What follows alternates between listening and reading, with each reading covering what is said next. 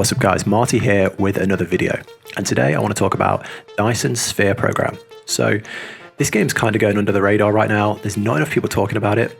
I personally didn't really know what this was until somebody recommended it to me. And after playing it for about half an hour, I instantly knew I'd be making a video about this because, yeah, this is a big one. So if you're new here, or this is your first video you're watching of mine, I love the factory building games. So since the olden days of tower defense games, idle games, straight out to like Factorio, Satisfactory, this whole new like genre that's been made, these simulation factory management games, I can't get enough of. I've streamed a ton of Satisfactory. I've watched videos of it. I play it in my spare time. I honestly cannot get enough of it. So this is definitely up my street. And if you're into those sort of games, hopefully this video is for you. If you've never played them before, maybe this one will get you into that genre. Maybe I can at least open your eyes to the kind of things you do. As soon as I was recommended this game, it went straight in my basket. I bought it immediately. I didn't look at any ratings or read any reviews. I just got told it was part of this genre and just went for it. And it has shocked me. So I just want to go over kind of what the game is, what you're going to get up to in the game, and how it differs from the things that are currently on the market in this genre. So before we kick things off, the first thing I want to get into is the name. You know, the big ones in this field, Satisfactory and Factorio, are both clearly factory building games. And you know what you're getting into. But this is kind of unusual. It's a really weird name, but hopefully I can make a bit more sense of it. So from playing the game over the last few days, my understanding is the Dyson Sphere Program is like a theoretical megastructure where you try and encompass a star and capture large amounts of the star's energy. So I looked on Wikipedia. The theory has been around for a while and it's been touched on in a few like sci-fi stories and games. And you literally try and do this in the game. You take on the task of landing on a new planet and you try and build around the solar system until you can harvest the sun's energy. And that is a pretty big task. And I've already said to you, you are going to be building on multiple planets. This is the first game in the genre where you're going to do that. And if you're looking at this video now, you can see how big the planet and the worlds are. It gives a No Man's Sky type vibe of how open the game is, how limitless the game is. Not No Man's Sky release, by the way. No Man's Sky today with all the updates. How limitless the game is. Right, now, if you've played Satisfactory or Factorio, I would say the gameplay style is very similar. It plays more like Factorio in the way it's designed, but with better graphics, in my opinion, and a more interesting style. And if you've played that game, it will feel very familiar. I'd say like 60% of the gameplay is the same, being honest. So you start out on a planet, you kind of land on a planet. You start with nothing. You have to mine ore, cut down trees, and you have to advance your technology to a point where you can automate the mining, automate the crafting, and go out from there. So you find iron and copper, you smelt it, you work it into products, objects, and then you research a mining machine, and then you research a smelter, and then you research factories, things like that. And you expand, and at the same time, you manage your energy production. So you build wind, solar, coal, other things like that. And if you've played Factorio, there's nothing new there. If you played Satisfactory, even though there's a different style, it's a different perspective on the game. It's the same. It's the same thing in all these other games, what you do. The spin on this game is you control this giant robot, like something out of Transformers. And the robot has its own upgrade path. So you can upgrade the robot in the same way you can research items. And that's not been done in any of these games before. So I'll be honest, I haven't got anywhere near the end of the game. As from what I can see, it's going to take a ton of time. And the game's only been out a few days. But from what I have seen, is the game progresses you through different systems and limits, similar to the other games. So there's going to be things that block you and milestones you have to reach to progress. So I want to go over these kind of milestones you go through in the early game, just to give you an idea of what your first few days of playing will be like, and if it's something that you can relate to, and if you would enjoy it. So you start out crafting things in your mech. So your mech will craft things using its internal energy, which you have to fuel. If you played Factorio, that's similar to like the burner you have at the start of the game, and it's very limited and very slow. and then you research new items with the items that you make. So you'll mine something, you'll craft it, and then you give those items into the research to research new machines. And then as you progress, you get conveyor belts, smelters, things like that, and you can automate this production.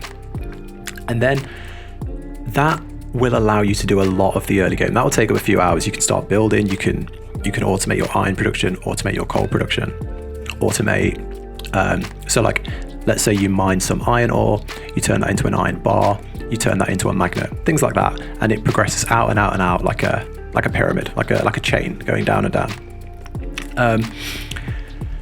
And then you hit the cap where your parts no longer work for research. So you then need these blue research materials.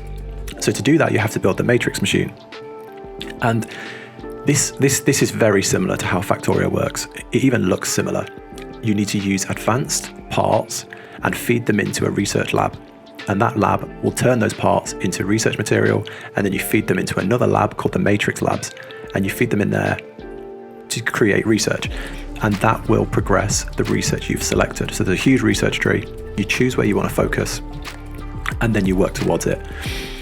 So hopefully you can kind of see now the path this takes, and the game gets more complex at each stage, requires more parts, and therefore you need to mine more nodes. Eventually you'll hit a part where you've mined the entirety of the planet, and guess what? That's where you will expand to new planets. But you're not going to get there anytime quick. So there's nothing new there, in my opinion. That is exactly the same as Factorio, just in a different setting, and you've got the robot. The way this gets different is when you go on your research tab, you flick over to the upgrade tab, and you have all of the things you can do to your robot. You can upgrade the robot's inventory space, his speed, his fuel tank. You can upgrade, he has these little robots that fly out and build for him. You can have more of those, they can be faster, things like that. But where it gets really interesting is you can upgrade his drive engine. And instead of just plodding along the planet, you lift off like Iron Man and fly around the planet. So you've got a node on the other side of the planet, you just lift up, take off and fly over there. And then as you progress, you no longer need to feed him logs and leaves to fuel him. You can just jack him into the energy system and draw energy from your power stations. So yeah, it's really a different spin. And then as you go further, you can get the exciting stuff. So you can have like vertical construction. You can upgrade your drive to fly to other planets. And yeah, this is a system that shocked me and I found really exciting. And it gives you, it's strange researching and upgrading your factories to upgrade yourself. It's something that's not been done in these games before in this way. And it gives you more, it's more addictive in my opinion. It makes you want to play even more because it feels like you have the agency over an actual character and you're more attached to him rather than being attached to the factory. And yeah, I can't recommend it enough. Really, really, really is cool. Even as I'm explaining the video and watching my own video back from yesterday, I'm sat here thinking, how am I going to redesign my spaghetti conveyor belt and what am I going to focus on when I get to the next planet and to progress? And after playing, over 100 hours of Satisfactory, it's nice to have something fresh and exciting that you're not just trying to optimize, you're seeing for the first time. So yeah, hopefully I've helped explain the mechanics of the game and how it works. The only other things I want to talk about is the game is in early access. I know that puts a lot of people off, and in my opinion, early access games are kind of, you've got the early access games which are almost finished, or they're a complete game and the developers will update them regularly and make them more fuller and more interesting. And then you have the games which come out in early access which are a buggy development mess that you're just buying to help the developers and you're just waiting for the game to come out. This definitely sits in the bracket of it's a complete game that is going to have more stuff added to it. So if you played Satisfactory, also an early access game, but you will get hundreds of hours out of it, and it is complete. There is just more stuff that they're going to put in it.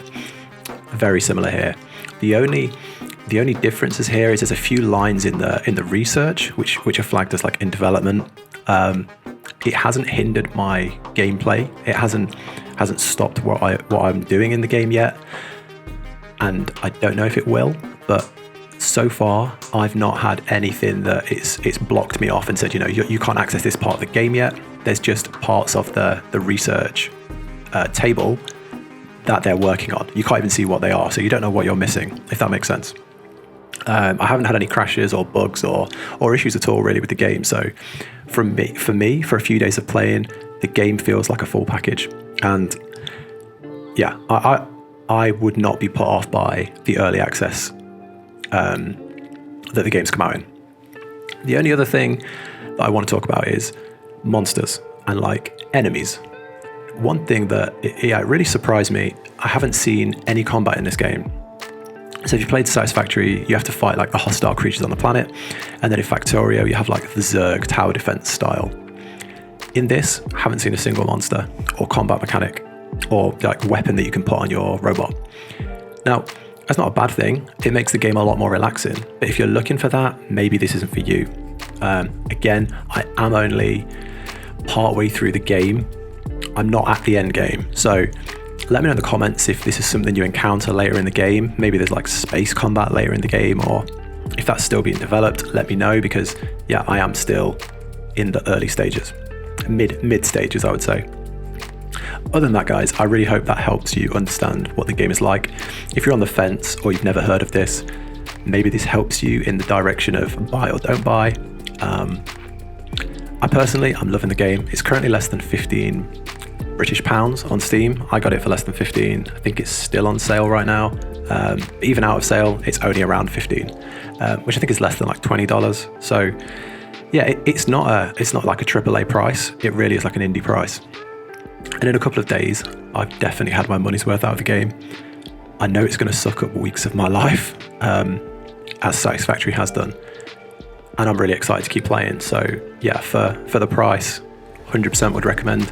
Maybe if this was $50, I would maybe say hold off until there's more. But if you're into this style, grab it now. If you like this sort of factory building mechanic, this game does it really well. And the spin on the intergalactic travel and the robot and the upgrades are really refreshing and fun and unique. If you're not into the factory idle style, this is more of the same.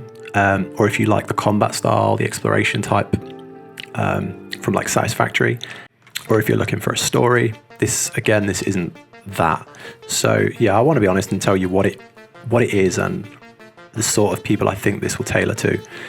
It's not for everyone. The genre isn't for everyone. So yeah, if you want certain things, there are alternatives that do it better. If you want something new, something exciting, a sci-fi spin, this is the one. But yeah, thanks so much for staying till the end of the video. If you made it this far, I'm a really small channel, just trying to give my opinions on the games I enjoy. If you've enjoyed your time in the video, liking or commenting really means a lot. I do try and reply to all the comments. If you think there's something I've missed, please do let me know. If there's other factory games in the genre that I've not mentioned that you think deserve a mention, let me know. And if you're at the end of this game and you're in space, lasering robot aliens and other things that I've not mentioned, yeah, let me know in the comments. I've got no idea what's coming for me at the end of this game, and I think a lot of people are in the same boat. So yeah, let me know. And if you like this style of video, subscribing will deliver the videos straight to you as I release them. Thanks so much, guys. I want to make more videos on this genre and on this game actually. As I play more of it and I get deeper into the game, I kind of want to make some more videos on it. If that's something you'd be interested in, yeah, let me know. Other than that, guys, have a good day and thanks so much. Bye.